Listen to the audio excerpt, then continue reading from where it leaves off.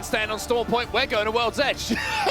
It's all good though. A lot of teams at the moment are fighting out for that point, for that 1 or 2 points they need just to get over the cusp to get onto match point. This could be the one, not just for Falcons though. There's a couple of other teams who can get there as well. And the arena, of course, the hometown for Falcons here. Everyone willing them on to try and get to that match point threshold. 11 points are required. And that is very achievable for a roster like Falcons, and especially it being on World's Edge. Ignore what I said earlier. Now being here at Skyhook West, there is a real opportunity for them to find points, but the zone is a far, far distance from where they drop. It's a good point. I mean, Falcons been blessed with the last 2 zones. You have to say a Sky West zone, finishing in and around Market, and then they had the one on Storm Point, of course, that pulled towards Down Beast, where they had some fantastic priority. But I want to talk about the team that has great priority to this zone, right down over at the south side of our match. I am talking about the team who in the current standings is in 2nd place, and say their name and they appear. It's Team Liquid who I want to talk about, Dan. They are just behind Falcons in the overalls. They need 16 points to jump onto match point, and they're going to have fantastic pro to this zone. And we'll look at Liquid and Falcons because there are 2 teams who are at the top at the moment, and I would say that Liquid would be very comfortable at trying to find a win on Storm Point because they're at Barometer, it's their tried and tested POI, so if they can get onto match point here on World's Edge, they would have a real opportunity in match 6, but that is still a tall task. 16 points is not the easiest total to try and get. You're looking at a top 3 finish there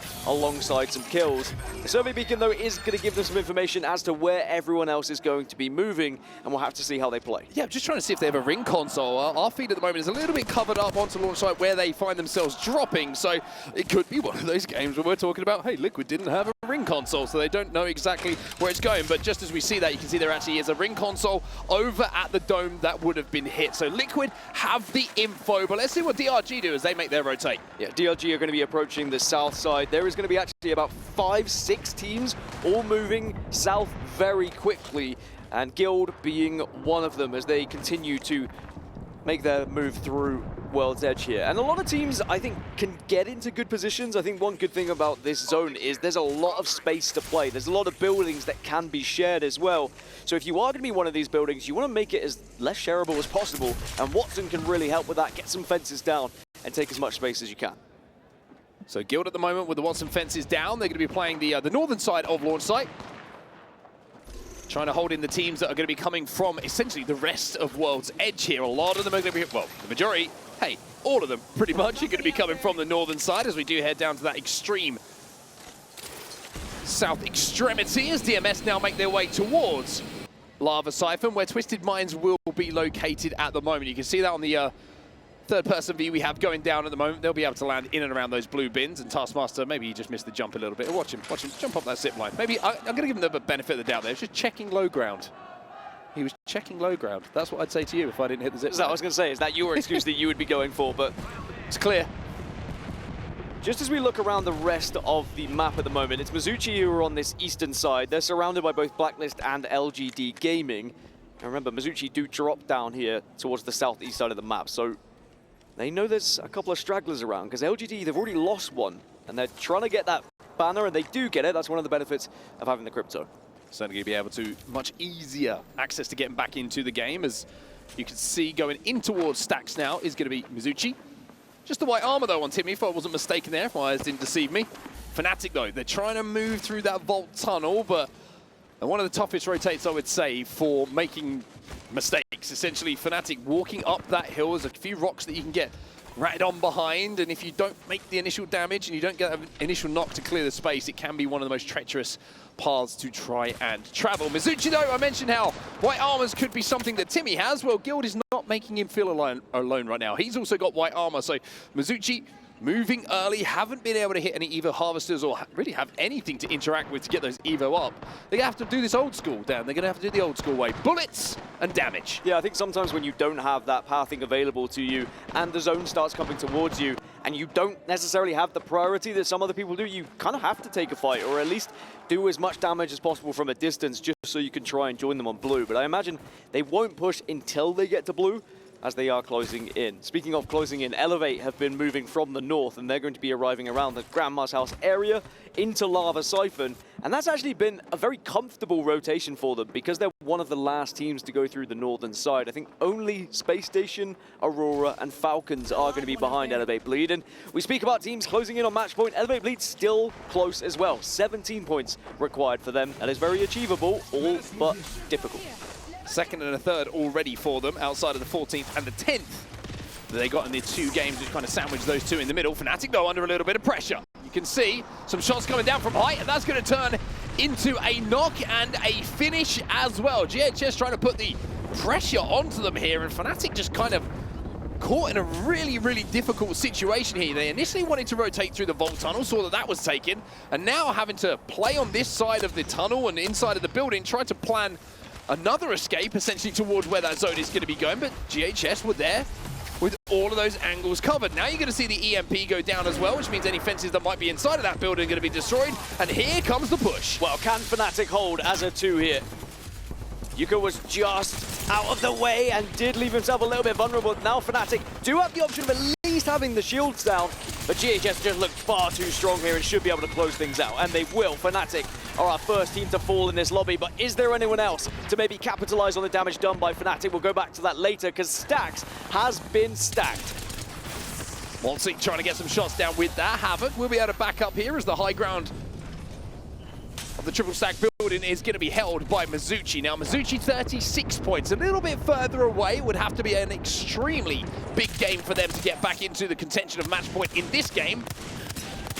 As Elevate now move into the remaining members inside of this building. It's going to be a 3-stack insider here, so they've got to be a little bit careful. But Lou has been a standout player, I think, in North America. Ever since the switch to the controller, it's been constant progression and constant damage coming out of him as he's had to relearn that input.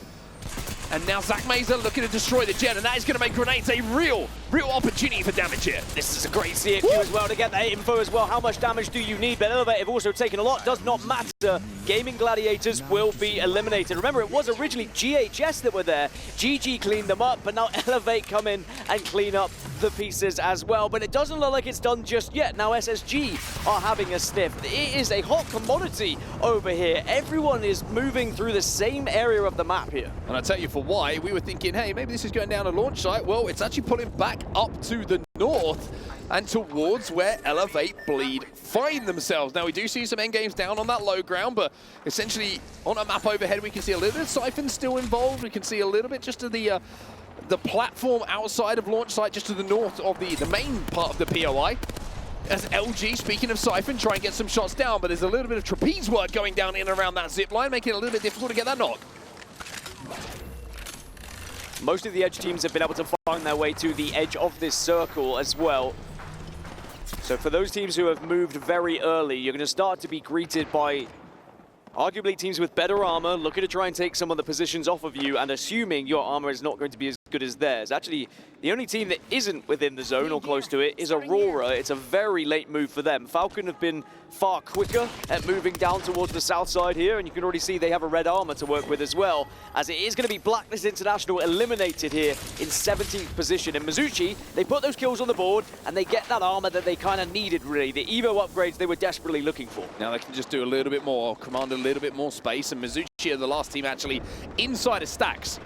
So they're going to have to leave at some point, but their path is going to be clear to do so. Elsewhere inside of the zone, talking about what's happening away from it, is going to be Team Liquid. And Yanya gets the finish onto Brutus here from EXL, which means this will be a 3v2. Now, this is completely isolated over at Dome. Nobody else within the vicinity to cause any problems or influence this fight whatsoever.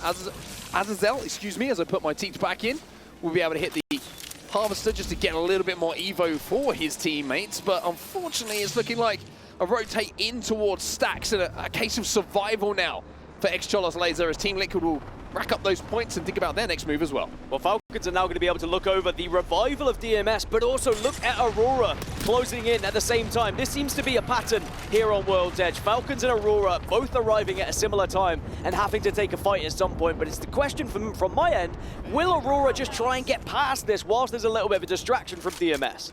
Well, Falcons point by point are getting closer. That's one secured, 50 points. Means Falcons are now 10 away. and looking to turn double digits into single digits by picking up a couple of these kills on the cross. DMS eliminated in the meantime. That was the team that was down on that low ground. That's another placement point, and that is into the top 15, so one step closer. 14 Falcons, and they have been able to kind of bully Aurora away from this north side as well, and we did get a little glimpse there of where the zone's going to be going, and it's going to go away from where Elevate Bleed were in that building and down towards where Exo Clan currently hold on the far northeast tip of launch site, just outside of that POI. Yeah, that platform that is overlooked by Lava Siphon. One of the more common finishes, I would say, that we see on World's Edge when we see this zone. Falcons still looking for points, though, looking for the kills inside and around Lava Siphon. Imperial Hal, who's had a great tournament and a great finals so far today, consistently up in that kill feed, as we would expect one of the best players in the world to be, has certainly been providing the firepower for Falcons to try and move their way towards match point. In the kill feed, though, you can see that Zach Mazer for Elevate Bleed has found himself a Kraber, and they found themselves a kill off the back of it. See Elevate Bleed now looking to try and push up on this damage. But at the same time, they're thinking, well, actually, where we currently hold is a pretty good building. They don't have the zone information just yet. They don't know that they need to move, as Aurora have been able to bypass like 6 teams here to now challenge Elevate Bleed for this position. And you can see it's a challenge. It's an interesting kind of battle, this one, right? Because you're looking at Aurora, and I'm not mistaken, they were all on red Evo armor. So they're thinking, we have an armor advantage. But that Kraber completely changes the context of that fight. So the push they were probably thinking of, they then back up and have a second thought and think, hey, we're just going to leave these guys behind right now because one good Kraber shot, and that could be the end of our game. Mizuchi, we mentioned how Stax was where they were fighting initially. They're still on this side of the mountain range, and now they're going to have to take to the skies and try and wrap around. Well, Mizuchi didn't want to go through the vault tunnel because it was being held, and we'll see where they land a little bit later, as LG still commanding space over towards Lava Siphon and looking to try and take a little bit of high ground here, just in case there is a team that's trying to challenge them. They look okay for now, as Dragons Esports eliminated in 15th. Sykes on the horizon as well. I like this aggressive composition being run by LG here. Horizon, Bangalore, Hound. A little bit of a throwback to the characters who essentially were the main fraggers at some point during different metas, as Mizuchi will be eliminated. Their wrap around the mountain was not one that was fruitful, as Aurora will pick up some more kills. And that's a team who was closing in on match point being eliminated. Now, Aurora, another side who could definitely get there, as you get a quick look at the map overhead and where that zone's going to be pulling. It's actually pulling away from that platform that we spoke about, and that is a lot of open space. So that means when we do get to that zone, all these teams that are in the surrounding areas will have to kind of take a scrap to try and take any commanding space to work with here. As Elevate Bleed will have to now move from this building, and Liquid also have to move a little bit from this south side. Gonna miss this rolling thunder, trying to avoid those missiles coming down from the skies. And the explosions back down on the ground. Liquid, 3rd place in the overall standings at the moment. One of those teams who's closest to touching match point and giving themselves a chance at ending this tournament and calling themselves champion. Plenty of work still to do, of course, for the Mexican trio, but for now they're looking for kills, they're looking for points. But they're also looking to claim a little bit of space here. Team Liquid, arguably one of the most consistent teams in Apex Legends history, are looking to try and close in on FaZe as actually the team on the other side here. You saw EXL just got eliminated as well, so we're down to 12 squads. We're starting to dwindle a little bit because people are realizing there's not much room to play with. There's actually 6 teams on the north that are all going to have to move south at the same time here. But here is going to be an absolute war, because now Liquid have realized that LGD are trying to get out of this vault.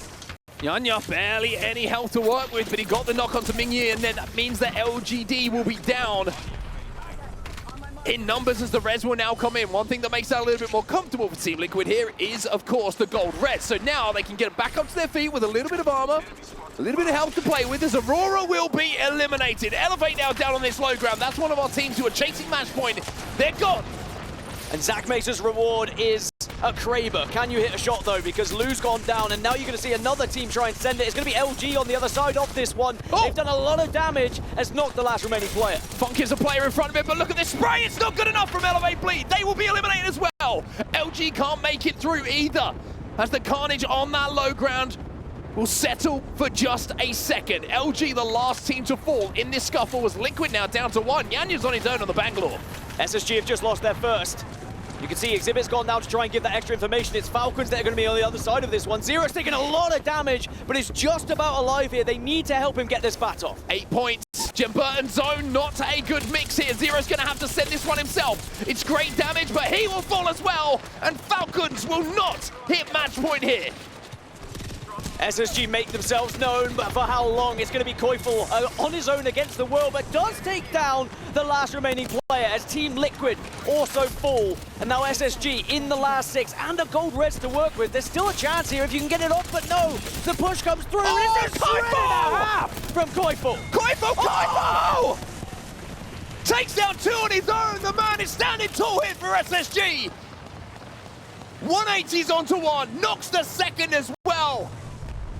As Guild fear Koifel in that battle. What a performance from him, and look at the damage output coming from the Hemlock as well. Well, to speak about what's happening elsewhere, FaZe Clan do have the best position on the map at the moment. Alliance, Guild Esports, and Exoclan all still alive on the west, though. But SSG still have an opportunity, even as a duo here, to really disrupt this final circle. This is a big chance for Alliance. The reason I say that, the top 3 teams coming into this game have all fallen short of match point. They are out of this lobby, so Alliance have points available to pick up. It would have to be a big game, a monster game, a ginormous finish to this game for Alliance to hit match point, but it's very, very possible. And how many times have we said Alliance, they turn up in the group stages, but they do not switch on in the grand finals. They could prove everyone wrong if they would be the first team to cross match point, but they also have to cross this map, and there are so many teams with eyes on them at the moment. EXO are above them, Guild get eliminated, but it's still FaZe Clan in the best spot on the map. Alliance are going to be vulnerable. They need to focus their attention to the teams to their northeast at the moment, which is what they're trying to do. And Hackis has found a Kraber. No better weapon in the game for Hackis to demand some space. They are very aware of the team above them, but Hackis knows there is a team behind the rocks. And of course, SSG still trying to make their way in. And Hackis says no, see you later, SSG. Oh! 4 squads now remain, and Hackis is popping up for Alliance. It's the collateral after the body shot coming in from Hackis, and now he sends it. But Effect is now left on his own. He wants KP, but Alliance will fall as we move into the top 3. FaZe Clan, Twisted Minds, Exoclan trying to fight this out. This is all for FaZe Clan. They had the position, they have the damage, and they have the chance to get back in the conversation here. No one makes it onto match point, but FaZe do play catch up, and they get themselves into the top half of this leaderboard. Just when you thought we've seen it all in this tournament,